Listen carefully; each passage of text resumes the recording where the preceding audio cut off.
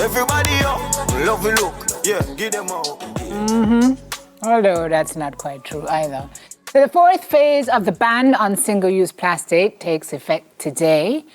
This phase bans single-use plastic food containers. We've got Senator Matthew Samuda, Minister without portfolio in the Ministry of Economic Growth and Job Creation, to talk to us now more about this. Good morning to you. How are you doing? Good morning, Simone. It's good to have you. So when we started this process again? This is the fourth phase. We started the national discussion in 2016, right? That long ago. That's when I would have tabled the motion in September 2016 in the Senate. It would have been passed. The cabinet would have taken note of that motion. And from that motion, they would have established a technical working group, which would have brought together private sector NGOs, the government. It was chaired by Dr. Paris Lewayi to look at Jamaica's plastic issue.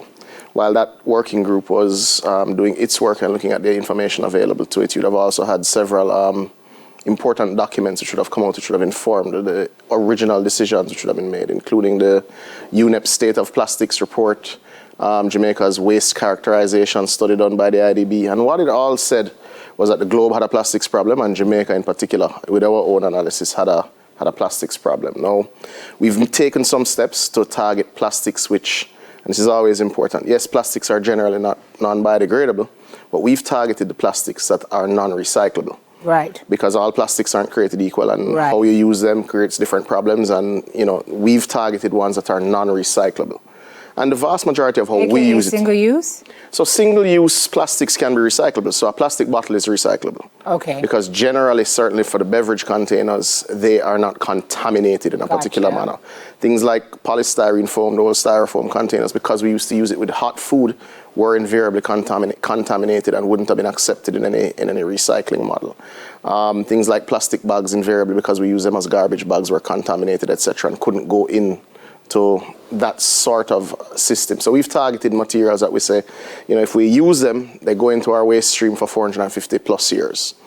We don't have any economic model in Jamaica that would allow us to store and manage waste for 450 years. So we've targeted stuff that's non-biodegradable, but stuff that we can't recycle, because there's a very heavy initiative with the recycling partners of Jamaica, and they have gotten, and I think they've moved from about 6% in 2016 to 35% now of bottles produced monthly going back into the recycling space. Good. That's good progress. That's huge progress. So let me ask you then, sure. Report card, how are we doing in terms of compliance, in terms of awareness of the public? How are we doing? So let's say very good, bad and ugly. Depends on in which category you look at it. I think on our recycling efforts, we're doing good. We are ahead of many other nations in the region that have, spoken about it and even got a head start on us in starting their recycling efforts in a major way. Very good. You find that there is NGO and what I'd call societal support for what you're trying to achieve.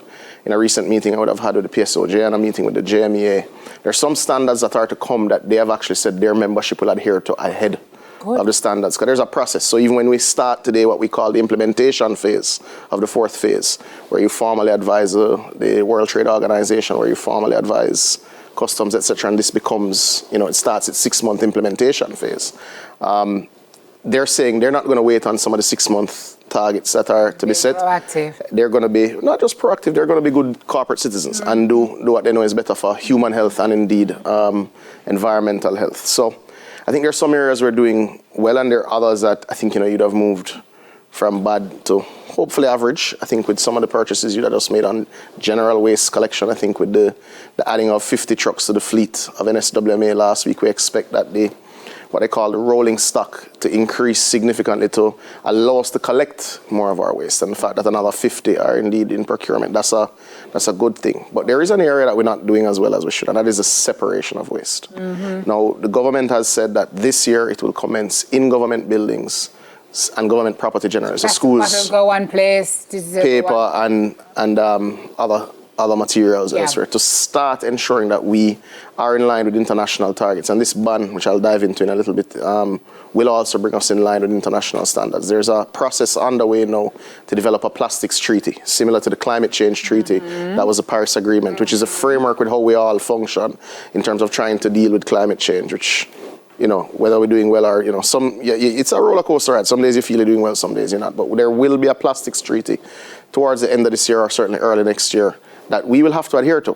And that will call for recycling levels. It will call for removal of some of these single-use plastic items from your waste stream, which is why we have targeted some items, because we know it's coming and we want to be able to sign on day one and we want to be able to ratify soon after. Good. So where are we today now? We are doing what? Today we have entered what I call the implementation phase, which is that, as I said, we formally will advise the World Trade Organization, will advise customs of what are our trade policy changes, because ultimately none of these items that we've targeted are actually manufactured in Jamaica. So what we will do is curtail the imports of single-use plastic lunch containers and curtail the imports of microplastics.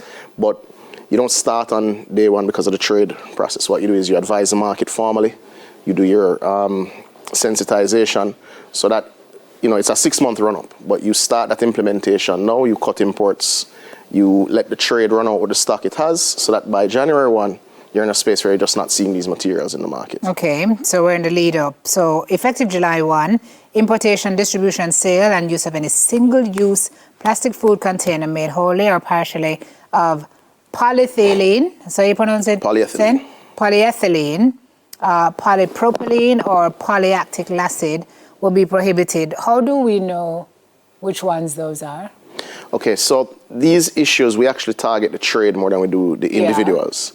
Now, what it means but is... also we need to know because... You do, so you need to know whether you're compliant. So if you think of the typical... If you think of the typical plastic lunchbox, that's what you're targeting. It's the plastic base of most food containers is what you're targeting, especially the ones that are single use. So ones that you use multiple times is not, a kid's lunch kit that goes to school, which may be hard plastic. Hard plastic. And we also use a particular thickness to judge whether it is single use or intended to be multi-use. So chances are if you get hot food in a box and the box feel like it is melting and wilting, that's a part of the target. Yes. But how we implement this and why this is important for the trade to understand is that our primary focus is on the imports, because eventually you dry up the trade in that sort of space. During that period, to make sure that people comply, you do heavy public education and you also increase the fines and change the fine structure. Now, we've been criticized, and I think rightly so, over 20 years that the fines for environmental breaches don't match the offense. So we will be upgrading the NRCA and wildlife protection fines, which will deal with things like plastics in the coming sessions of Parliament. Cabinet has given approval for those fines. We expect to table soon. All right, we have to go, but we're noting the ban does not include related transparent plastic lids. Right, because we haven't found appropriate alternatives to those yet. Okay. So what we're doing, we're working very closely with the JMEA and indeed the distributive trade. Where there are no alternatives and there are even gray areas in the law, we expect to issue exemptions allowing them to continue while we work through the issues. But the hope is by year end. Because there's a coalition of support. We don't want to erode that. We want them to stay with us as we work through these elements. All right. Okay, Minister, we have to go. I'm not sure. They're asking me to ask you to. Do you have an update on Beryl? Why would you have an update on Beryl? Well, the Met Service does report to me, but I would say that the 8 a.m. updates from the National Hurricane Center in Florida would have just been published. The storm is back up to a Category 4. But certainly as it relates to meteorological matters, I would certainly ask that Evan Thompson address those, as it's highly scientific and highly technical. What I would say is the country is at risk from adverse weather conditions. It's not time to panic, it's time to prepare.